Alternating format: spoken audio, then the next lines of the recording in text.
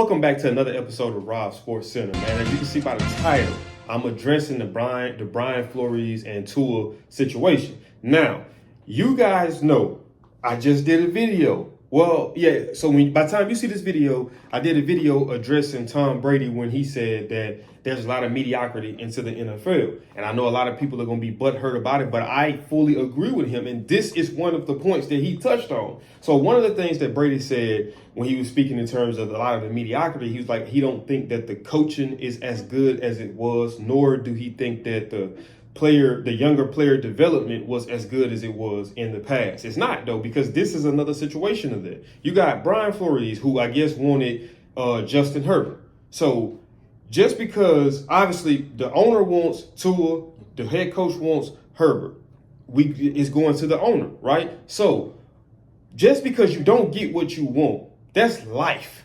You are a head coach. It's life. Things aren't going to always go the way that you want it to go. Now, I'm all for a stern coach. I'm all for a coach that expects perfection. I'm all for that. A coach who's going to coach you hard. Because I heard a quote once that said that the biggest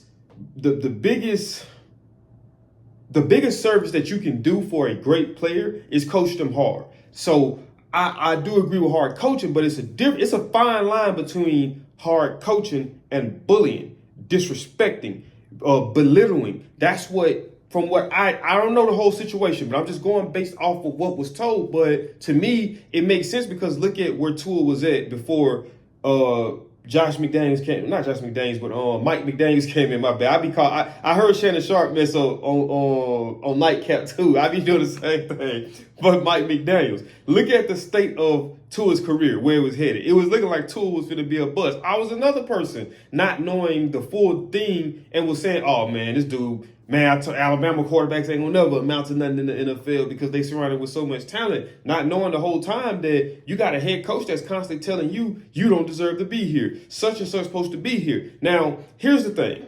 So I was looking at Shannon Sharp and Chad Ocho Nightcap, and Chad was just saying that you have to understand your personnel. You have to understand your players. Now, you know that this guy right here, Michael Jordan, take for a prime example. You say certain things to Mike is going to take it personally, but his taking it personally is going to be a different level of taking it personally. Mike going to take it personally on that court. So when he go out there and drop 40, 50, 60, he coming back to you and saying, what was all that stuff you was talking? They're not the same. So if you tell Mike you don't deserve to be here, Mike gonna show you otherwise. Other people like Tua is a little different. You know what I mean? You can't talk to them and treat them that way and expect them to give you the same results that Mike gave you because it's different upbringings. This person had to endure and have to fight and struggle. Not saying this person right here did, but the conditions this person come from, he's molded and grew and he's structured by that. This person come up is completely different, and he's not used to that type of coaching. And if you ask me, it's not coaching. Like, this is where I look at as coaching, right? So I'm gonna give you two examples. Now, y'all know how much I love Brady, or y'all know how much I love Belichick. Two examples. So if you guys remember when Chad Ochocinco went to the New England Patriots, he was saying that he knew that he didn't have no room for error when the first day he with the Patriots, they have a team meeting, and he was like, so Bill Belichick tears into Tom Brady. I'm talking about, he didn't really say what he was saying, but Belichick, gnawed off in him. And Chad was just looking like, bro, if he talking like this to Brady, like, what do you think he gonna do to me if I'm not playing up to standard?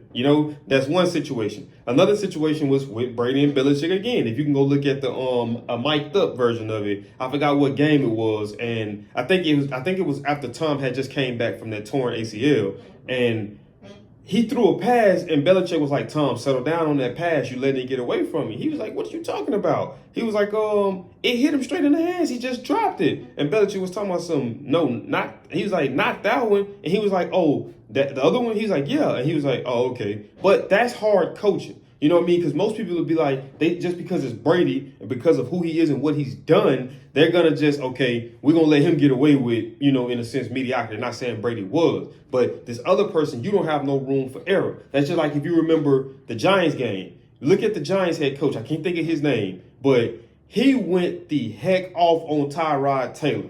But I've seen several games where Daniel Jones was out there staking it up, and he didn't say nothing to Daniel Jones. You know, I didn't like that because you pick and choose. In my opinion, you should be tougher on your. If that's the case, you should be tougher on your starter than your backup. Because this is the guy that's going to lead you, that's supposed to be leading you into war. So you want this person to be mentally, physically, spiritually able to go lead your war. So going back to the Brian Flores thing, it's a balance. You can be stern and don't have to be disrespectful. At the end of the day, especially NFL, because you're dealing with grown men, it's all about respect. I respect you as a man. You respect me as a man. I'm not gonna come at you out of. I'm not gonna get in your face as a grown man to another grown man and tell you. I don't have to do all that.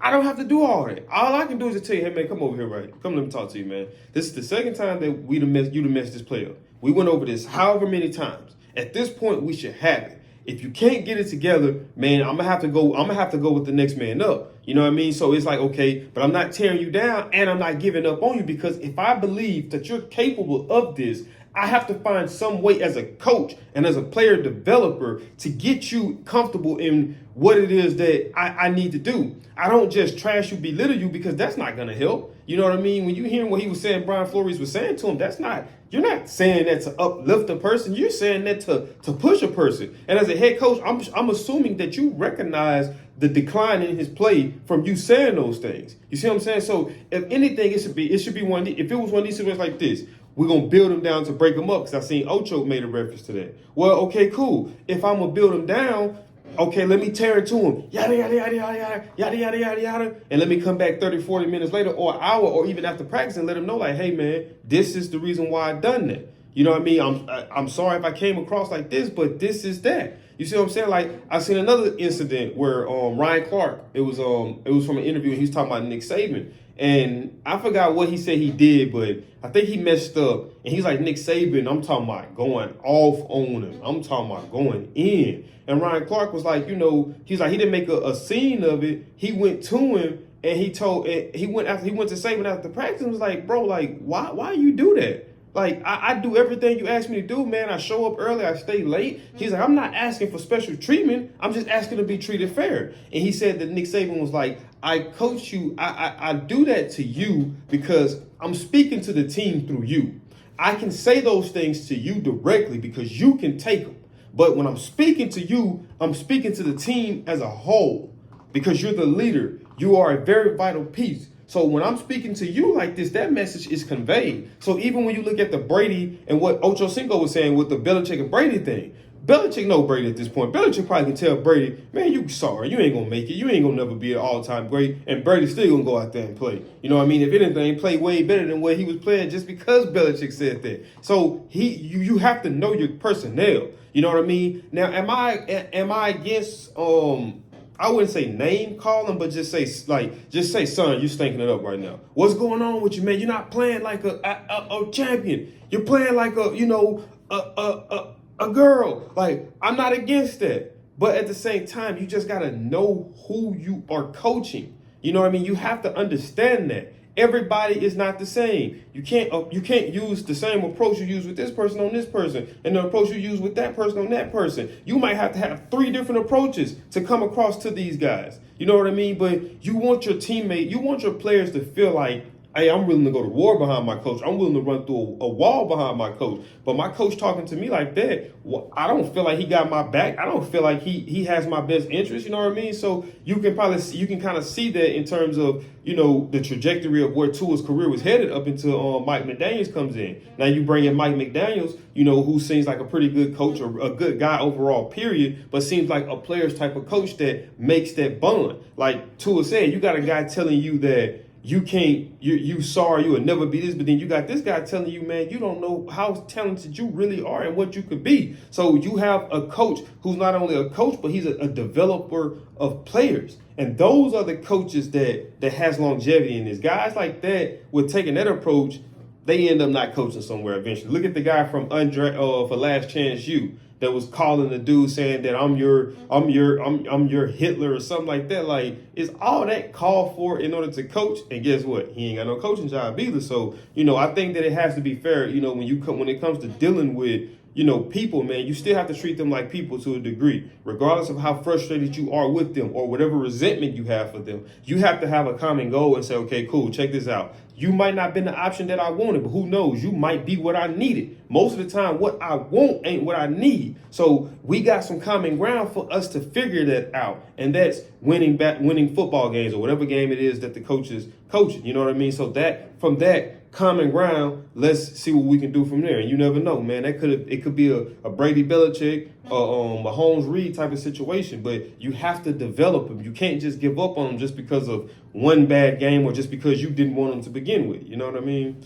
But I had to briefly touch on that, man, because that's a lot of what Brady is saying when he says mediocrity in the NFL. So, guys, please, when you listen to it, don't just look past what Brady's saying, or don't close your ears off after when he say these things and you don't hear everything else up to why he said it, because it's always a why behind it. But that is it for this video, man. If you guys did enjoy this video, man, y'all already know the regular routine, man. Smash that thumbs up button. Also, if you want to chime in on it, to say, Rob, you don't know what you're talking about, or say, Rob, you do know what you're talking about, comment down below. Also, if you're new to the channel or if you've been watching my videos this whole time, you have not already, which I wouldn't understand why, subscribe. And when you subscribe, click that post notification bell, that way you be notified every time I upload, man, because I got these videos coming consistently, man.